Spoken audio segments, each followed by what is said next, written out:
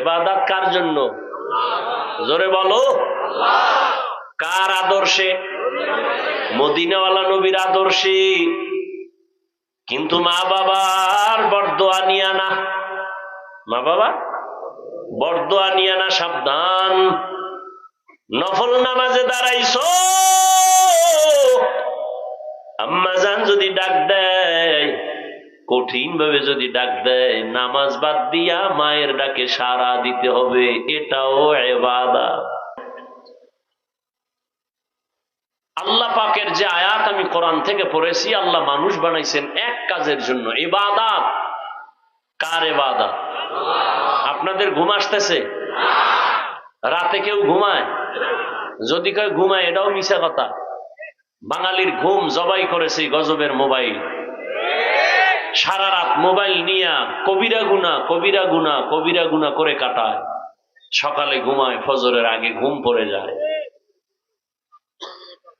এখানে যতক্ষণ বসে থাকবেন ইনশাআল্লাহ একটা গুনাহ লেখা হবে না, নেক লেখা হবে। এটা এমন একটা ময়দান, থার্ড ক্লাসের বিছানায় বসেছেন কিন্তু আপনাদের মর্যাদা সর্বোচ্চ ফেরেশতার থেকে দামি। আল্লাহ ঘোষণা দিয়েছেন, ফেরেশতা বলে দাও এই প্যান্ডেলে যারা বসছে তাদের জীবনের সব গুনাহ মাফ।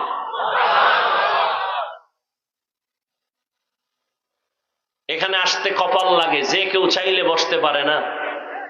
যদিও বিছানা কোয়ালিটি সম্পূর্ণ না, কিন্তু এই বিছানায় যারা বসছে কোনো কষ্ট নেই। এখানে বসতে কপাল লাগে, দোয়া কইরা কান্নাকাটি করে মা বাবার জন্য দোয়া করে যেতেও কপাল লাগে।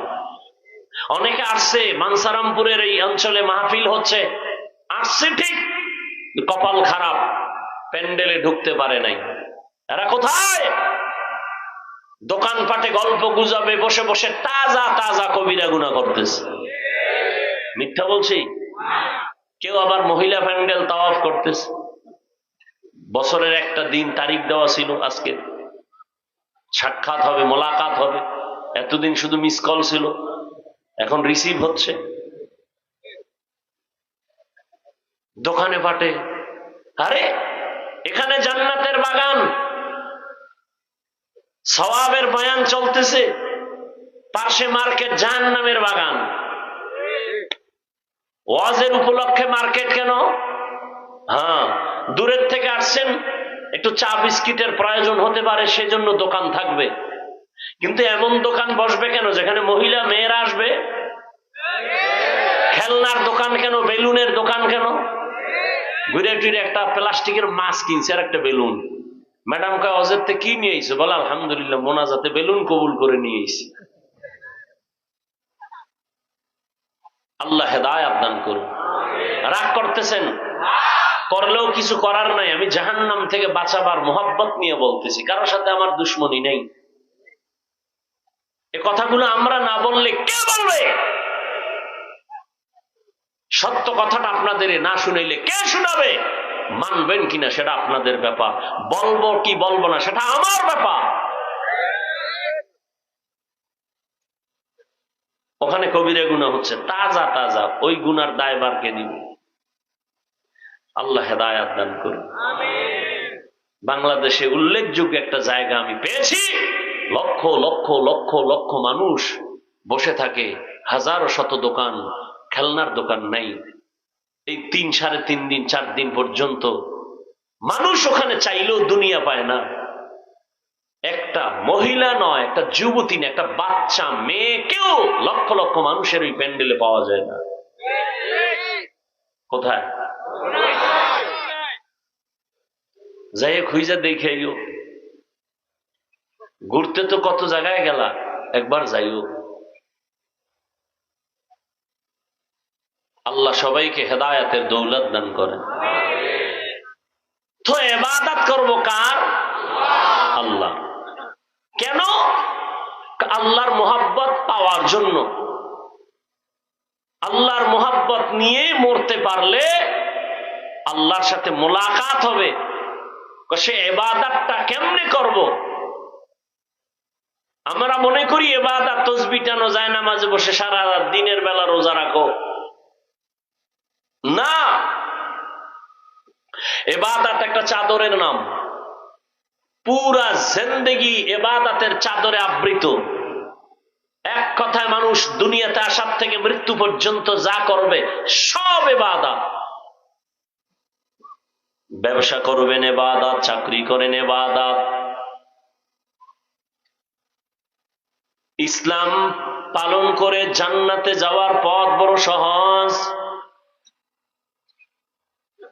অনেকে মনে মনে ভাবে হুজুর না হইলে বুঝি জান্নাতের পথ খোলা নাই, আলেম না হইলে বুঝি জান্নাতের পথ খোলা নাই। না, আমি এখানে আলেম হইয়া বয়ান করে যে পুরস্কার আল্লাহর থেকে পাবো, আপনারা আলেম হন নাই, আপনারা সহযোগিতা করেছেন, টাকা পয়সা দান করেছেন, আল্লাহ আপনাদেরও সেই পুরস্কার দান করবেন। আপনি ব্যবসা করবেন ইবাদত, চাকরি করবেন ইবাদত, তবে মন গড়া না। দুইটা শর্তের বিনিময়ে জীবনে যা করবেন সব ইবাদত। আল্লাহ এই কথা বলে নাই দুনিয়াদারি বাদ দিয়া শুধু জিকির করো, তেলাওয়াত করো, নামাজ পড়ো না। তুমি ব্যবসা করো, চাকরি করো, লেখাপড়া করো, এর মধ্য দিয়া আল্লাহকে ডাকো, এই হলো তোমার জীবনের বড় ইবাদত, বড় পাওয়া। ব্যবসা যদি আল্লাহর নাম ঠিক রেখে ব্যবসা করো, তাহলে তোমার ওই ব্যবসাটাও জান্নাতে যাওয়ার পথেও হয়ে যাবে। আপনি চাকরি করেন, আল্লাহর হুকুম ঠিক মতো মেনে, নবীর আদর্শ মেনে যদি চাকরি করেন, আপনার চাকরিটাও নামাজ পড়েন, জিকির করেন, আল্লাহর মোহাব্বত নিয়ে চলেন, চাকরির মাধ্যমে জান্নাতের দরজা খুলে যাবে। জীবনে যা করবেন সব ইবাদত, তবে আল্লাহর সন্তুষ্টির জন্য হতে হবে রসুলের আদর্শ অনুযায়ী। আর আমার নবীর আদর্শ কত সুন্দর! আঙ্গুলের নখগুলো কেমনে কাটবা যুবক বাবা, সেখানেও নবীর আদর্শ আছে। জুতা দুইটা পায়ে কেমনে পরবা, সেখানেও নবীর আদর্শ। ও এলাকার মুসলমান যুবক, একজনে যদি দাঁড়ায় বলো হাফিজ ভাই, মদিনার নবীর আদর্শ থেকে আর একজনের কাছে আরো সুন্দর আদর্শ আছে। আমি সবার সামনে আল্লাহর জাতের কসম করে বলি, যদি প্রমাণ করতে পারো আমি নবীরটা বাদ দিয়ে তারটা গ্রহণ করব, পারবা?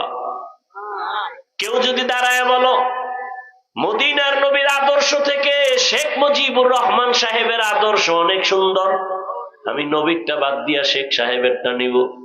কেউ যদি বলতে পারো নবীর আদর্শ বাদ দিয়া জিয়াউর রহমান সাহেবের আদর্শ অনেক সুন্দর, আমি নবীরটা বাদ দিয়া তারটা নিব, কিন্তু পারবা?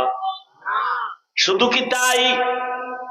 জমিনের মধ্যে গণতন্ত্রের বাজারজাত করেছে আব্রাহাম লিঙ্কন, আরো কত কত আদর্শ, মাও সেতুনের আদর্শ, লেনিনের আদর্শ, কার্ল মার্ক্সের আদর্শ।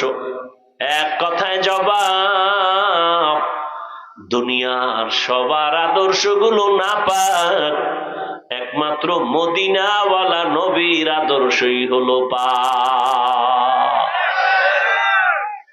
ইমামুল আউয়ালিন আল আখিরিন, বহরে সাদকা রাহমাতাল লিল আলামিন, সাইয়্যিদুল কাউনাইন খাতমুল মুরসালিন, আখির আমদ বুদে ফখরুল আউয়ালিন।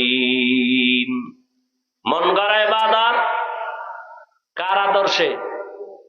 দেখছেন, এই মাত্র বললাম। এই জন্য আমি সব জায়গায় বলি, বয়ান বক্তার এলেমের হেডোমে হয় না, বয়ান বক্তার আমলের বাহাদুরিতে হয় না, বয়ান সম্পূর্ণটাই ভালো হওয়া নির্ভর করে শ্রোতাদের আকর্ষণ আর অন্তরের মহব্বতের উপর। জানি না আপনাদের অন্তরের কি অবস্থা, এখানে কি বয়ান হবে, কয়টা কথা হবে, সব বাজেট আসমান থেকে করা আছে। বাকি আপনাদের অন্তরের মোহাব্বত আর আকর্ষণ কি, আল্লাহু আ'লাম। কার আদর্শে ইবাদত হবে? রহমতের নবীর আদর্শ আল্লাহর সন্তুষ্টির জন্য। এমন একজন নবী আমার, যার আদর্শ নাই বলতে কোনো কাজ নাই। বান্দা তুমি একটু পানি পান করবা পিপাসা নিবারণের জন্য, সেখানেও নবীর আদর্শ। নবীর আদর্শ মেনে পানি পান করো, ইবাদত। নবীর আদর্শ মতো জুতা পরবা, ইবাদত। দুনিয়াতে এমন কোন ব্যক্তির আদর্শ খুঁজে পাবা না যেখানে পানি পান করার নিয়ম আছে। আছে? গণতন্ত্রের মধ্যে পানি পান করার নিয়ম আসেনি? রাজতন্ত্রের মধ্যে, প্রজাতন্ত্রের ভেতরে নাই। রহমতের নবী সব ধরে ধরে শিখাইছেন। আমি পানি পান করি, তুমিও পান করো আমার পিপাসা নিবারণের জন্য, তুমি তোমার পিপাসা নিবারণের জন্য। হে যুবক, তুমি পানির একটা বোতল যখন পেয়েছো, সেকেন্ডের আগে তোমার বাম হাত দৌড় দিছে। আর আমি বান্দাও পানি পান করার জন্য বোতল সামনে, আমার ডান হাত দৌড় দিছে।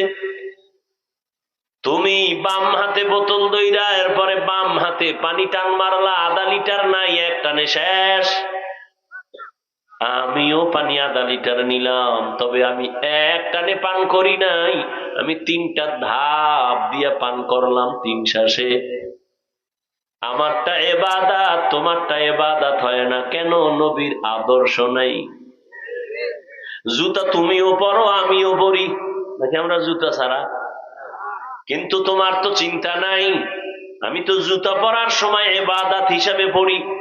কেমনে? কয় ডান জুতার মধ্যে ডান পাও আগে ঢুকাইবা সুন্নত, এরপরে বাম জুতায় বাম পা ঢুকাইবা সুন্নত। কোন পা আগে ঢুকলো?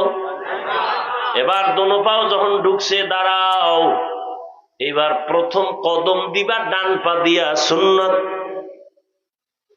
তুমিও জুতা পইরা চলো, আমিও চলি, কিন্তু তোমার ইবাদতের চিন্তা নাই, আমি ইবাদত হিসাবে চলি। এরে আল্লাহর গোলাম, বাথরুমে যদি যাও নবীর তরিকা মানিয়া, ওখানের সময়টাও আল্লাহ পাক নেক দ্বারা পরিবর্তন করবেন। যদি ইবাদত হয় নবীর তরিকায় যাও। বাথরুমে তুমিও যাও, আমিও যাই, নাকি আমগো হুজুর গো বাথরুম নাই? তুমিও বাথরুমে যাও, আমিও যাই, কেমনে ব্যবধান? তুমি কোন পাও দিয়া ঢুকছো খবর নাই, আর আমি ঢুকার আগে দোয়া পড়েছি, বাম পা দিয়া ঢুকছি। ভুলে যদি ডান পাও দৌড় দিয়া গেছে, আবার ব্যাক করছি, আবার নতুন করে বাম পা দিয়া ঢুকছি। নবী বলছে খালি মাথায় খালি পায়ে ঢুকবি না বাথরুমে। আর বাথরুমে যাইয়া কেমনে বসবি নবী শিখাইছেন। বাথরুমে যখন বসবা হাঁটুর উপরে যেন কাপড় উঠে না যায়, আর বাম পায়ের উপরে ভর করে বসবা। দোয়া বইরা ঢুকবা, কারণ বাথরুম হলো শয়তানের আড্ডাখানা। টুপি ছাড়া ঢুকবা না, মাথা খালি রাখবা না, হয়তো একটা কাপড় দাও, গামছা দিয়া ঢুকো। খালি মাথায় ঢুকবা না, খালি পায়ে ঢুকবা না, দোয়া বইরা ঢুকবি। বাথরুমে কোনো দুর্ঘটনা হবে না। অনেকে বাথরুমে দুর্ঘটনা হয় না। আর জুতা পরার টাইম আছে নি, দৌড়, নিম্নচাপ শুরু হয়ে গেছে। দরজা খুলে রাখা আগেই যেই তেলে খাইছে গরুর মতো হাঁটে আর চাটে। আল্লাহ হেদায়াত দান করেন। রহমতের নবীর আদর্শ মতে বাথরুমে যাও, ইবাদত। ব্যবসা করবা, ইবাদত। নবীর আদর্শে কেমনে ব্যবসা করব? দোকানে বড় করে লেখো বিক্রি করা মাল অবশ্যই ফেরত নেওয়া হয়। যদি লেখো ফেরত নেওয়া হয় না, বুঝা গেল তুমি ধোঁকাবাজ। ধোঁকাবাজ আল্লাহর ইবাদত করে না, মানুষকে ধোঁকা দেয়। নবীর তরিকায় ব্যবসা করো, কাস্টমারের সাথে কখনো ভুলেও মিথ্যা কথা বলবা না। তুমি একটা লুঙ্গি কিনে আনছো ঢাকার থেকে, বাঞ্ছারামপুর বাজারের দোকানে কিনছো 150 টাকা, দোকান পর্যন্ত আসতে আরো লাগছে 20 টাকা খরচ। কাস্টমার যদি বলে ভাই লুঙ্গি কিনছেন কত, তুমি যদি বলো 120 বা 150 বা 170, 20 টাকা যে খরচ, এটাকেও তুমি কিনার মধ্যে মিলাইছো, হালাল নাই, হারাম হয়ে গেছে। আর যদি বলো না আমি 150 টাকা লুঙ্গি কিনছি, 20 টাকা খরচ, তুমি আমারে 30 টাকা লাভ দাও, ওই কাস্টমার মরণ পর্যন্ত তোমারে ভুলবে না, 2 টাকা বেশি লাগলেও তোমার কাছে আসবে, কারণ লোকটা মিছা কথা কয় না। আবার লুঙ্গি নিয়ে কয় ভাই ফেরত নেও, টাকা দাও। কেন টেন নাই, নেও টাকা ফিরায় নাও, লুঙ্গি ফিরায় দাও। নবী বলেন ওই যে লুঙ্গি ফিরায় রাখছো, টাকা ফিরায় দিছো, লোকটা খুশি। তুই কি পাইলি? তুই ওই লুঙ্গিটা দান করলে যেই সওয়াব, ওই সওয়াব আল্লাহ তোরে দিয়ে দিবে। আর কি বরকত ব্যবসায়ীর জন্য। নবী বলেন আত-তাজিরু সুদুকুল আমিন মা'আন নাবিয়্যিনা ওয়াস সিদ্দিকিনা ওয়াস শুহাদা। কিয়ামতের দিন আমি নবীর সাথে তুমি জান্নাতে থাকবা। দেখছেন নি ভাই, ব্যবসা কইরা কি জান্নাতে যাওয়া যাবে না? রাস্তা নাই? তুমি করো আকাম, তো কেমনে জান্নাতে যাবা? 1 নাম্বার 2 নাম্বার সব উল্টা পাল্টা করে ফেলো, মানুষের সাথে মিথ্যা তো কয়, আবার কসমও খায় মিথ্যার উপর। আল্লাহ হেদায়েত দান করুন। ইমামে আজম আবু হানিফা নাম শুনছেন? তিনি কাপড়ের ব্যবসা করে, বিশাল কাপড়ের দোকান, কাপড়ের ভাঁজ কইরা পাইকারি নিয়ে আসছেন। দোকানে এসে মিলায় দেখে একটা কাপড়ের মাঝখানে ছেঁড়া, কাপড়টা আলাদা রাখছে চিহ্ন দিয়া। কর্মচারীরে কইছে এই কাপড়টা যদি কেউ নিতে চায় বইলা দিস, একটু ছিদ্র আছে, টাকা কিছু কমায় নাও। লোকে কাপড় নিয়ে গেছে, ওই ত্রুটি যে ছিল এটা বলতে মনে নাই। ইমাম আবু হানিফা এসে কয় কাপড়টা কই? কয় বিক্রি হয়ে গেছে। বলছিলানি কাপড়ে ঝামেলা আছে? কয় মনে নাই। এবার টাকা দিয়া লোক নামায় দিছে, বাজারে এলান করো আবু হানিফার দোকান থেকে কে একটা লুঙ্গি নিছো অমুক দিন, তাড়াতাড়ি কাপড় ফেরত দাও, তোমার কাপড়ের মধ্যে সমস্যা আছে, টাকা কিছু ফেরত পাইবা। এইটা বইলা বইলা বাড়ায়। এর নাম হলো আল্লাহর ভয়, তাকওয়া, এর নাম ইবাদত। এজন্যই তো আবু হানিফার নাম সারা দুনিয়া জুড়ে স্মরণ হয়। লাকাদ জানাল বিলাদা ওয়া মান আলাইহা ইমামুল মুসলিমিনা আবু হানিফা। বু হানিফা বুদ ইমামে বাসফা, আসে রাজে উম্মতনে মুস্তফা। ইবাদত কার জন্য? জোরে বলো। কার আদর্শে? মদিনাওয়ালা নবীর আদর্শে। কিন্তু মা বাবার বরদোয়া নিয়া না, মা বাবা বরদোয়া নিয়া না, সাবধান। নফল নামাজে দাঁড়াইছো, আম্মাজান যদি ডাক দেয়, কঠিন ভাবে যদি ডাক দেয়, নামাজ বাদ দিয়া মায়ের ডাকে সাড়া দিতে হবে, এটাও ইবাদত।